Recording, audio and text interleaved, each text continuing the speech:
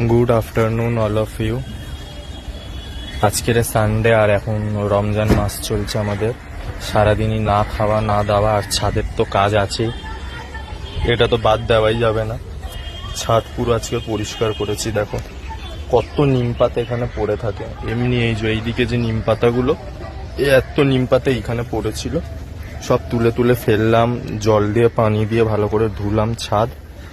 তারপরে এই যে সব গাছে ভালো করে করলাম, জিনিয়া গাছগুলো পটিং করলাম।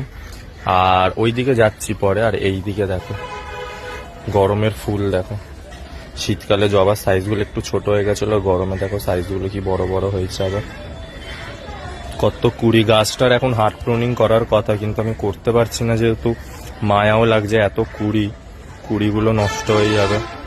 এই দেখো মানে যেখান দিয়ে কাটার চেষ্টা করছি ওইখানেই কুড়ি চলে আসছে। প্রচন্ড ফুল দেয় গাছটা, দেশি জবা এক ধরনের। কি সুন্দর কালার দেখো জবাটা, গোলাপির ওপরে। আর এই যে গাছটা দেখছো, বন মহোৎসব থেকে ফ্রিতে পাওয়া অ্যালামান্ডা, পেয়েছিলাম একটু দেরি করে, কিন্তু এবছর গরমে ভরে ভরে ফুল হবে। এই যে কত কুড়ি, দেখো ফুল হয়েও গেছে, অবশ্য হচ্ছে এখনো। এ দেখো কত কুড়ি। ওষুধ কন্টিনিউয়াসলি স্প্রে করতে থাকবে তোমরা ছাদে গাছ লাগালে। এই যে এটাও আমার একটা জবা গাছ, আর এই যে করবী গাছে ফুল চলে এসছে। করবী গাছে ফুল চলে এসছে, বোগেনভেলিয়ার ফুলও দেখতে পাচ্ছ।